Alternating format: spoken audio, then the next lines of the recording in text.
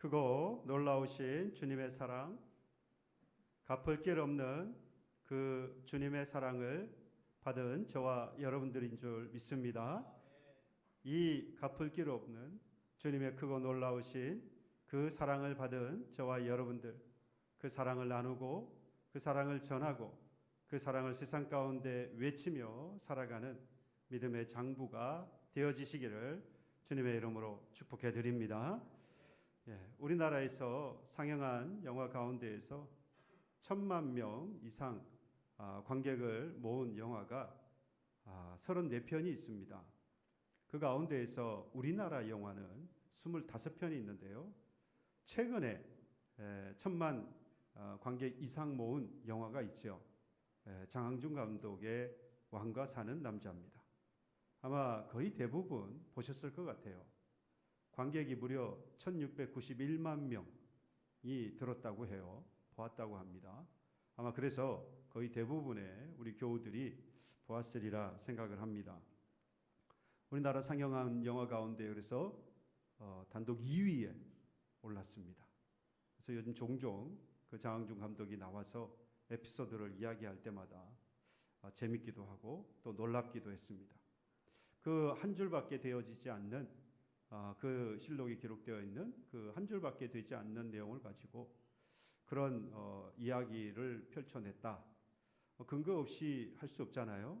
하지만 그 근거를 또 확장시켜 가면서 그런 이야기, 메시지를 전달한다는 것 참 대단하다라는 그런 생각이 듭니다. 아무튼 이 영화는 조선시대의 6번째 왕이 이 단종의 마지막 시간을 다루고 있습니다. 단종은 아시는 것처럼 세종대왕의 손자이고요. 그리고 문종의 아들로 태어났습니다.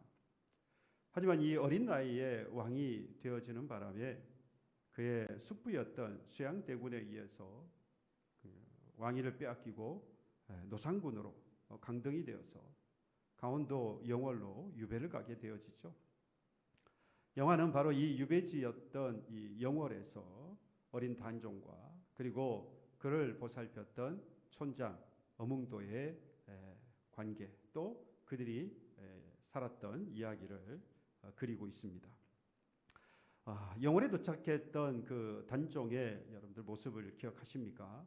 영화에서 그리고 있는 그 단종의 모습 중에서 제 머릿속에 남아있는 인상 깊었던 장면은 이제 유배지로 가면서 그 좁은 강을 건너갈 때의 모습이었습니다.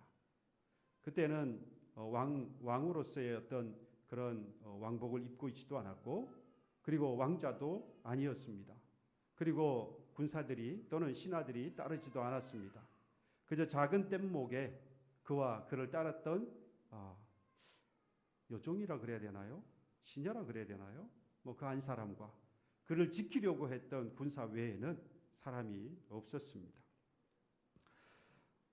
왕이라고 하는 이름은 있는데 물론 이제 노상군으로 강등이 되어서 더 이상 왕도 아니지만 사람들에게는 이 단종이 왕이었죠. 그래서 왕으로 기억합니다만 더 이상 이 단종은 왕의 자리에 설 수 없는 그런 사람이었습니다. 이 영화가 수많은 사람들의 그런 관객의 마음을 이렇게 움직였던 이유가 뭘까? 단 한순간 단순히 한 왕의 죽음이 참 비참했다 또는 비극적이었다라고 하는 그 이유 때문만은 아니라는 생각이 듭니다. 한 사람이 어떤 자리에서 밀려날 때에 그가 가지고 있었던 그 모든 것들이 얼마나 빠르게 정말 속절없이 다 사라져버리느냐라고 하는 것을 보면서 나의 인생을 보는 것 같기도 하고 지나온 나의 삶이 보이기도 하고 그래서 앞으로 나도 이런 삶을 살아가지는 않을까라고 하는 그런 마음에 아마 많은 사람들의 마음이 움직이지 않았나라는 생각을 해봅니다. 어제까지는 왕이었는데 오늘은 죄인처럼 끌려가는 거예요. 어제까지는 수많은 사람들이 그 앞에 머리를 조아리면서 머리를 조아렸는데 오늘은 그 사람들의 눈을 피해서 도망을 가고 또 유배가 되어져서 살아가는 겁니다. 왕국의 식탁에서 앉아서 대접을 받으면서 음식을 먹던 그 사람이 이제는 유배지에서 다른 사람이 건네주는 그런 볼품없는 그런 식탁을 맞으면서 밥을 먹는 신세가 된 겁니다. 여러분, 이렇게 자리라고 하는 것은 참 영원하지 않습니다. 이뿐만 아니라 더 큰 문제는 바로 이러한 내가 앉아있던 바로 그 자리가 곧 나라고 하는 것을 나라고, 나 자신이라고 생각한다는 거예요. 이게 뭐가 문제가 됩니까? 내가 직장을 다니고 가정이 있고 그리고 사회에서 내가 차지하고 있는 자리가 있는데 그것을 잃어버리게 되었다. 그건 곧 내 가치를 상실하게 됐다라고 생각한다는 거죠. 내가 지금 차지하고 있는 그 자리가 곧 나의 가치를 증명하고 나의 가치를 드러내는 것이다 라고 생각하기 때문에 이것을 잃어버리면 나라고 하는 존재 자체가 사라졌거나 또는 사람들에 의해서 인정받지 못하는 사람이 되었다. 또는 실패자다, 나고자라고 느끼게 된다는 것이죠. 여러분, 이건 비단 오늘날의 우리의 생각만은 아닙니다. 오늘 우리가 성경을 보았는데요. 이 성경에도 그런 사람이 등장을 해요. 이 사람은 실제로 그의 자리를 잃어버린 사람입니다. 그러면서 그의 가치라든지 그리고 그가 살아왔던 그 모든 인생, 이 모든 것들을 다 상실해 버린 사람이에요. 실제로 바로 무비보셋이라고 하는 사람입니다. 무비보셋은 왕의 가문에서 태어났습니다. 그의 할아버지는요, 이스라엘의 초대 왕이었던 사울 왕이고 그의 아버지는 요나단입니다. 왕가에서 태어난 사람인 거죠. 그래서 왕궁에서 그리고 왕의 식탁에서 밥을 먹고 사는 것이 결코 낯설지 않은 사람입니다. 그런데 그의 할아버지였던 사울 왕과 아버지였던 요나단이 길보아 전투에서 사망을 했다라고 하는 소식을 전해 듣고 이 소식에 놀라서 이 유모가 5살밖에 되지 않은 이 무비보셋을 데리고 도망을 가게 되어집니다. 왜 도망을 갈까요? 왕권을 빼앗기고 나면 그 다음 왕이 그 이전의 왕의 모든 자손들을 몰살시키는 것이죠.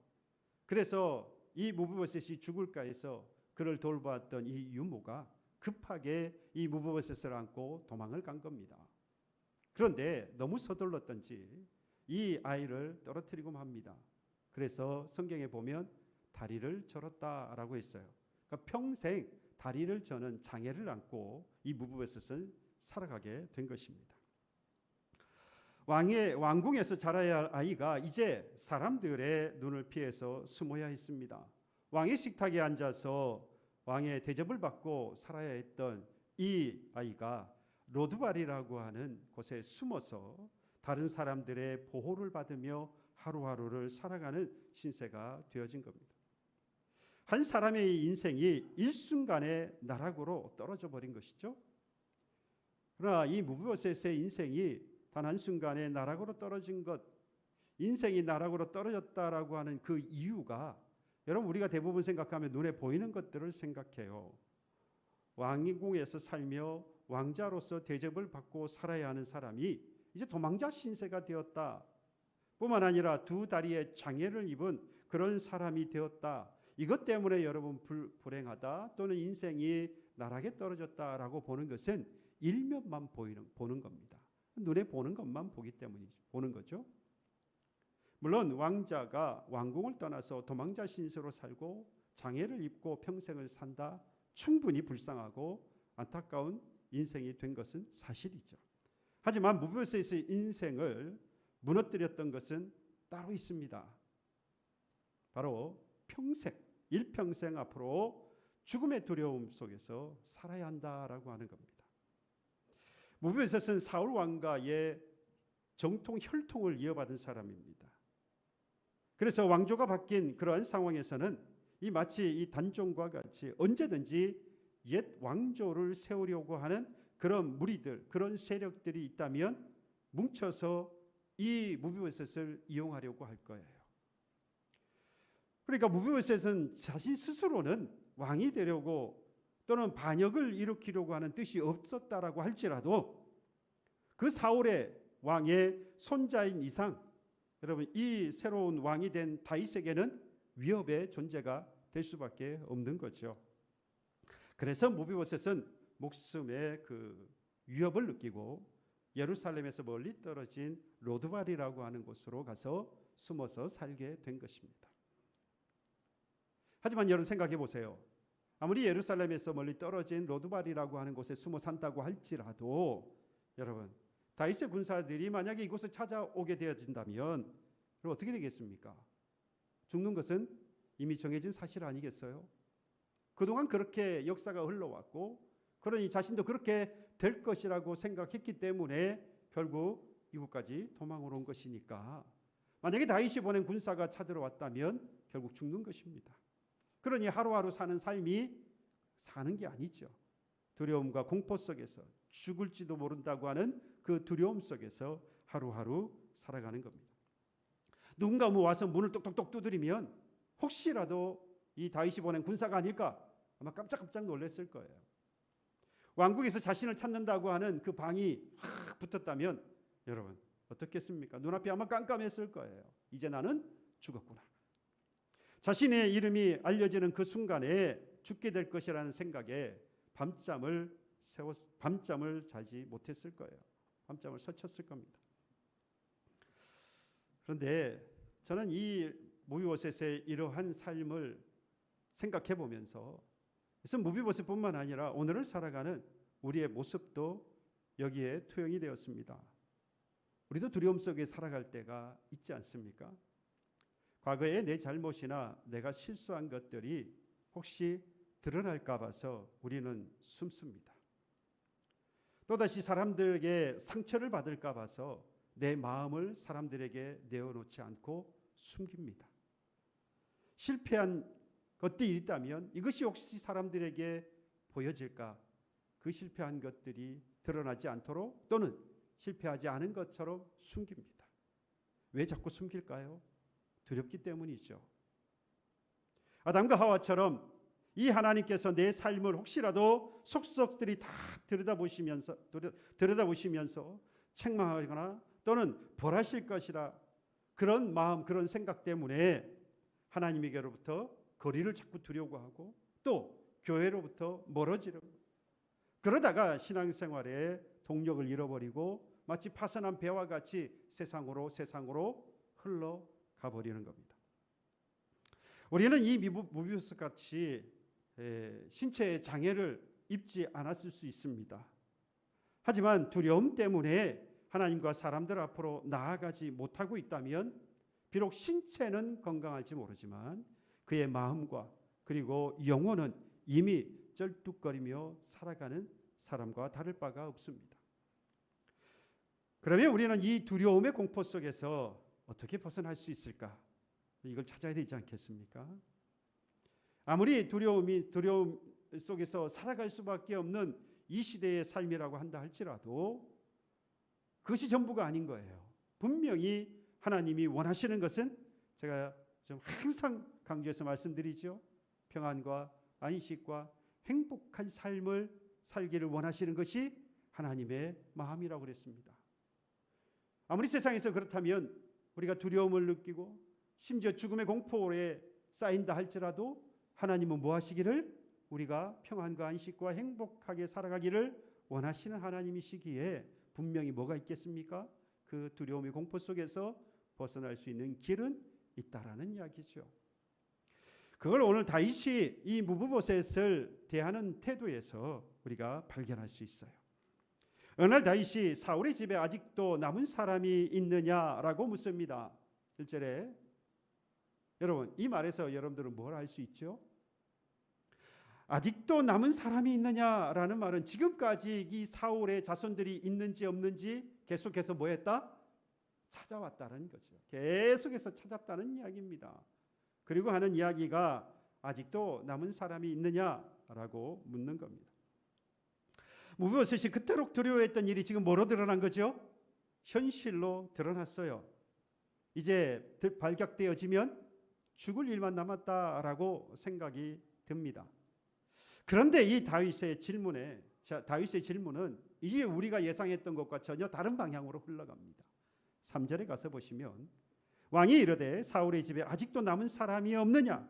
내가 그 사람에게 무엇을 베풀고자 한다고요? 하나님의 은총을 베풀고자 하노라. 다윗은 사울의 자손을 찾아서 몰살시키려고 했던 것이 아니라 그에게 무엇을요? 하나님의 은총을 베풀기를 위해서 찾았다는 이야기입니다. 아멘입니까? 저는 근데 아멘이 잘 안 됐어요. 왜냐? 다윗은 저하고 너무 다른 거예요. 저는 아무리 생각해도 이 상황에서 다윗의 이 결정이 또는 이 고백이 믿어지지 않았습니다. 어떻게 다윗은 이럴 수 있었을까? 다윗이 여러분들 그동안 어떻게 살았습니까? 왕이 되기 이전까지 누구 때문에 그 죽을 고생을 했습니까? 사울 왕 때문이잖아요. 잘못한 것이 없음에도 불구하고 사울 왕의 시기를 받아서 결국에는 도망자 신세로 그렇게 살아왔습니다. 다윗을 수없이 죽이려고 사울 왕은 창을 던지고 군사를 동원해서 추격을 하고, 그래서 이 다윗은 아둘람 굴이나 광야, 심지어는 이방 땅에까지 그의 몸을 피신했어야 했습니다. 살기 위해서 말이죠. 심지어 400명, 이후에는 600명이나 되는 그런 허접한 사람들이 따라다닙니다. 그러니 그들까지 건사해야 되잖아요. 얼마나 힘들었겠습니까? 이 모든 일들이 이 사울 왕 때문에 벌어진 일들입니다. 그러니 당연히 그의 자손을 찾았다. 그러면 뭐 해야 되겠어요? 몰살을 시키는 것이, 제거하는 것이 여러 가지 이유에 있어서 당연해 보입니다. 그럼에도 불구하고 왜 다윗은 우리의 일반적인, 우리의 상식적인 이런 생각에서 벗어나서 하나님의 은총을 베풀려고 한다라고 했을까? 거기에 분명히 이유가 있겠죠. 그래서 제가 저와 또는 저의 생각과 너무나도 다른 결정을 하고 고백을 하고 있는 이 다윗의 이유가 어디에 있었나 찾아보았더니 사무엘상 18장 1절에 보면 다윗이 사울에게 말하기를 마침에 요나단의 마음이 다윗의 마음과 하나가 되어 요나단이 그를 자기 생명같이 사랑했다라고 말합니다. 여기서 다윗이 사울에게 말하기를 마침에라는 이야기는요, 이 사무엘상 17장에 가서 보시면 다윗이 골리앗과 전쟁을 합니다. 싸움을 합니다. 그리고 골리앗과 싸워 승리를 하고 골리앗의 칼을 가지고 이 골리앗의 목을 베어버리죠. 승리를 하고 난 다음에 사울 왕에게 왔습니다. 그때 사울 왕이 물어요. 네가 누구냐? 저는 이새의 아들 다윗입니다 라고 고백을 합니다. 이 말을 마치고 났더니 요나단의 마음이 다윗의 마음과 하나가 되었다라고 이야기를 해요. 이 말이 뭘까요? 이 다윗이 행했던 그 용맹함, 그리고 그의 신앙, 그리고 하나님을 신뢰하는 그 마음이 꼭 자신의 마음과 똑같았다 이 말이에요. 그래서 하나가 되었어요.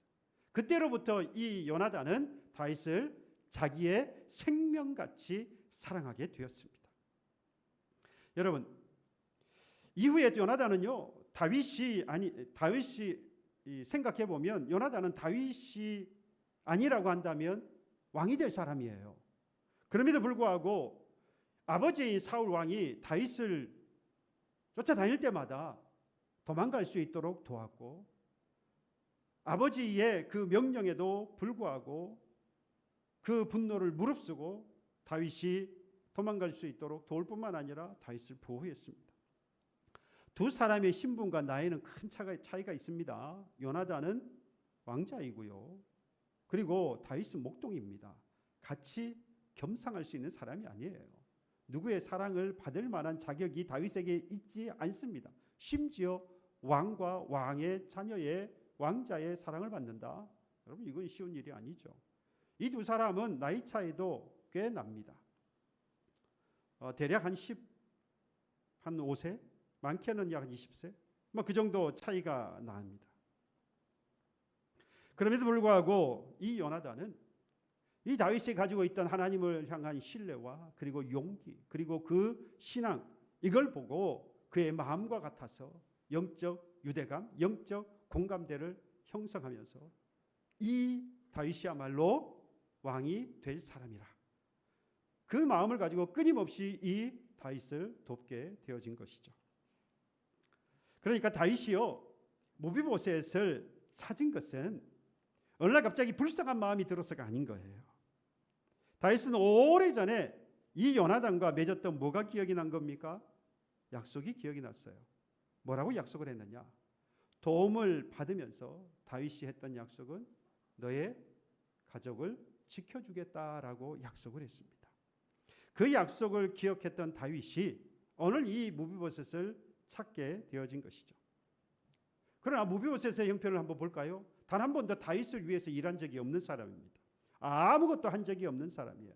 요나단은 그렇게 살아왔는지 모르겠지만 그의 아들이었던 이 무비보셋은 다윗을 도운 일도 없고 다윗을 충성한 일도 없고 다윗이 왕이 되는 데까지 무언가를 해본 일이 아무것도 없는 사람이에요.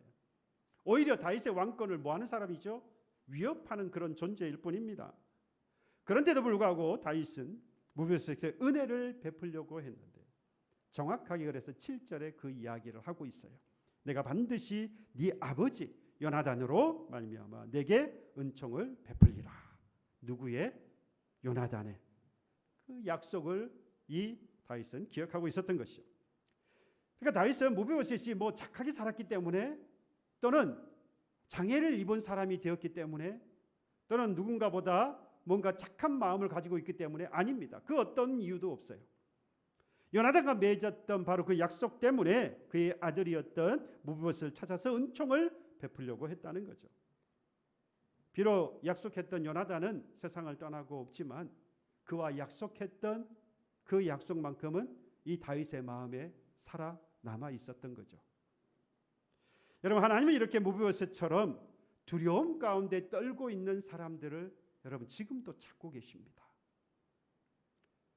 저와 여러분들이 돈 때문에 또는 자녀 때문에 또는 사업과 직장과 건강 때문에 낯선 환경과 새로운 시작과 새로운 만남 뿐만 아니라 새로운 신앙의 도전 앞에서 걱정하며 두려워 떨고 있는 저와 여러분들이라고 한다면 지금 이 시간 그 하나님은 우리를 찾고 계십니다. 누구를 찾는다고요?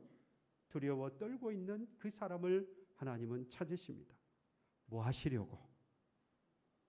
은총을 베푸시려고. 여기에 여러분 근데 중요한 포인트가 한 가지 있습니다. 하나님이 은총을 베푸려고 한다. 두렵고 떨고 있는 사람에게 하나님께서 은총을 베풀기 위해서 찾고 있다. 여러분 이 말은 다시 생각해 보면 이런 해석을 할 수 있어요. 이 사람이 만약에 그 모든 것들을 걱정하고 두려워하고 떨고 있는 그것들을 해결할 수 있는 힘과 능력이 있다고 한다면 하면 되잖아요. 그런데 할 수 있다 없다?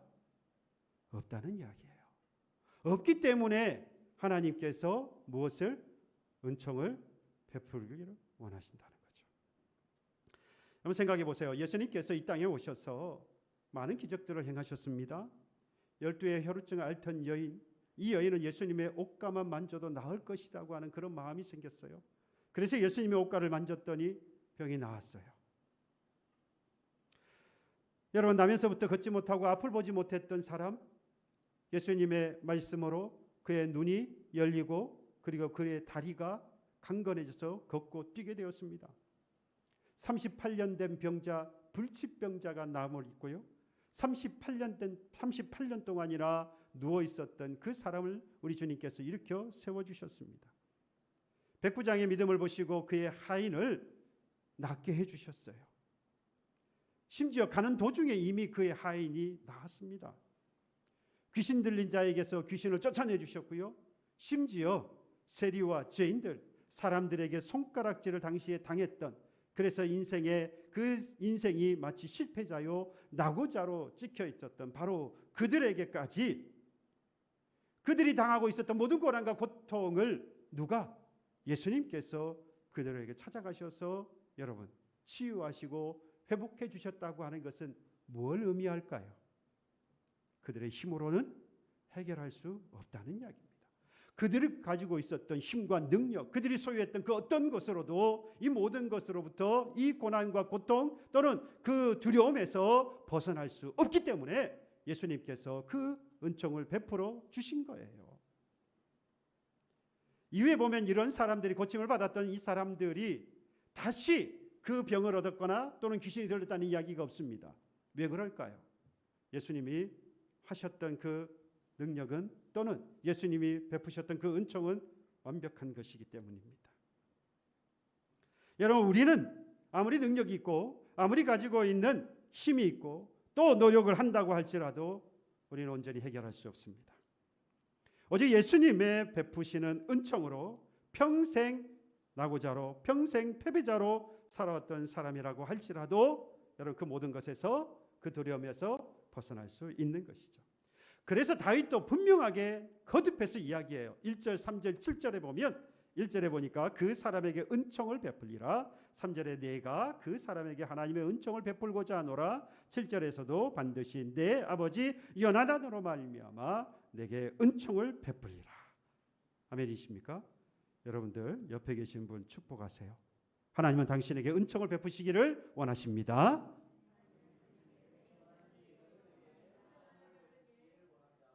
예, 우리의 모든 그 두려움은 우리가 갖고 있는 삶에 있어서 두려움을 느끼게 되어지는 그 모든 것들은 오직 하나님이 베푸시는 은총으로 벗어날 수 있는 줄 믿습니다. 근데 여러분 여기까지는 잘 따라오셨죠? 여기서 더 중요한 사실 한 가지가 있습니다. 자, 질문을 드려볼게요. 왜 이 다윗은 하나님의 은총을 베풀겠다라고 했을까요? 여러분들 믿음이 정말 좋으셔서 이걸 보면서 당연히 하나님의 은총을 베푸는 거 아니야? 라고 생각하셨는지 모르겠는데 저는 그렇지 않았어요. 왜냐? 아무리 봐도 이건 하나님의 은총을 베푸는 게 아니고 누가 은총을 베풉니까? 다윗이 은총을 베풀고 있지 않나요? 여러분들 역시 믿음이 좋은 분들이 확실해요. 저는 아무리 봐도 하나님의 은총을 베푸는 게 아니고 다윗이 지금 모비보셋에게 뭐 합니까? 살려주는 거예요. 네. 찾지 않는 것도 대단하지만 찾지 않는다고만 해도 그것만 해도 대단한데요. 찾아가지고 그래서 살려준다는 거. 여러분 그건요. 하나님의 은총이 아니라 다윗의 은총이에요. 아무리 봐도 내가 너에게 은총을 베푼다라고 말해야 하는 것이 더 맞다는 겁니다. 그게 현실적이에요. 그런데도 불구하고 다윗이 왜 하나님의 은총을 베풀겠다라고 했을까? 이유가 뭘까요? 바로 하나님의 은총을 다윗이 먼저 받은 자였기 때문입니다. 자신이 먼저 하나님의 은총이 뭔 줄로 알고 그 하나님의 은총을 자신이 받았다라고 하는 것을 알고 믿었기 때문이다라는 이야기예요. 다윗은 10여 년간 이 사울 왕을 피해서 도망 다녔습니다. 아둘람 굴과 광야와 그리고 이방의 땅에까지 그의 목숨을 연명하기 위하여서 끊임없이 도망 다녀야 했어요. 앞서 말씀드린 대로 400명이나 되는 보잘것없는 사람들까지 건사하면서 이후에 600명까지도 늘어났어요. 얼마나 힘듭니까? 이 모든 것들이 사울 왕 때문에 되어진 일인데 그럼에도 불구하고 자신이 왕위에 오르게 되었던 그 모든 것들이 자신의 능력이나 자신의 노력이나 또는 자신이 거느리게 된 군사력을 통해서 왕이 된 것이 아니라고 이야기합니다. 사무엘하 5장 12절에 보면 다윗이 여호와께서 자기를 세우사 이스라엘 왕으로 삼으신 것과 그의 백성 이스라엘을 위하여 그 나라를 높이신 것을 알았더라라고 말합니다. 다윗이 자신이 왕이 된 것 그리고 하나님께서 이스라엘 나라를 세워주신 것 자신과 함께 이 나라를 세워주신 것은 누가? 내가 아니라 내가 거느리는 군사가 아니라 바로 하나님이 하신 것이다 라고 하는 사실을 알았다 이 말이에요. 알았다는 말은 믿었다 이 말입니다. 나의 다 된 것은 나의 능력이나 노력이 아니라 하나님의 은혜였다라고 하는 것을 이 다윗은 고백했습니다. 그래서 내가 모비보셋에게 은총을 베푸는 것이 아니라 하나님이 하나님의 은총을 모비보셋에게 베푸는 것이라고 고백하면서 하나님의 은총을 모비보셋에게 실제로 베풀기를 시작합니다. 여러분 할아버지 사울이 가지고 있었던 밭을 다 모비보셋에게 줍니다. 그리고 항상 이제 다윗의 왕의 식탁에서 함께 밥을 먹도록 합니다. 땅을 돌려줬다라고 하는 것은 경제적인 회복을 이야기하는 거죠. 왕의 식탁에서 함께 밥을 먹었다라고 하는 것은 그의 지위 또는 그의 신분 그리고 왕과의 관계 이 모든 것들을 이전에 왕이었던 상태로 다시 돌려놓았다라는 이야기입니다. 여러분, 왕가의 자손으로서 가지고 있어야 했던 모든 것들을 다 돌려받게 되어진 겁니다. 로드발이라고 하는 곳에 숨어 살았습니다. 무비보셋은. 이 로드발이라고 하는 것의 뜻은요, 황무지라는 뜻입니다. 뿐만 아니라 말씀이 없는 곳이라는 뜻이에요. 그러니까 이 무비보셋은 다윗 왕이 그러지도 않았음에도 불구하고 자신의 몸을 숨기고 목숨을 구하기 위해서 피했던 그 로드발이라고 하는 곳은 단순하게 예루살렘에서 멀리 떨어져 있는 곳이 아니라 하나님께서 뭐 하신 곳? 외면하신 곳이에요. 말씀이 없는 곳입니다. 그 누구도 나를 돌아볼 수 없는 곳이에요. 바로 그 로드발에서 이제 다시 어디로 돌아옵니까? 예루살렘으로 돌아오는 거예요. 하나님의 말씀이 있고 하나님이 돌보심이 있는 곳으로 다시 돌아오게 되었다는 겁니다. 아무도 섬겨줄 사람이 없는 곳에서 떨어져 나고자와 실패자로 살았는데 이제는 다시 어디로 옵니까? 자신을 섬겨줄 왕궁으로 다시 돌아오게 된 거예요. 두려워 떨면서 하루하루 살아야 했던 바로 그 삶에서 이제는 왕이 누리는 바로 그 식탁에서 살아가게 된 것입니다. 바로 이렇게 하나님의 은총을 받은 자는요, 바로 받은 그 은총을 다시 되돌려 줘야 합니다. 저는 저와 여러분들도 분명히 하나님의 은총을 받은 자라고 믿습니다. 저와 여러분들은 예수로 말미암아, 무비보셋은 요나단으로 말미암아 그의 모든 것들이 다 회복되어졌는데 오늘 살아가는 저와 여러분들은 바로 예수로 말미암아 저와 여러분들에게 하나님께서 은총을 베풀어 주셨습니다. 그 첫 번째가 뭡니까? 구원의 은총입니다. 하나님께서는 예수로 말미암아 저와 여러분들에게 구원의 은총을 베풀었습니다. 잘났기 때문입니까? 아닙니다.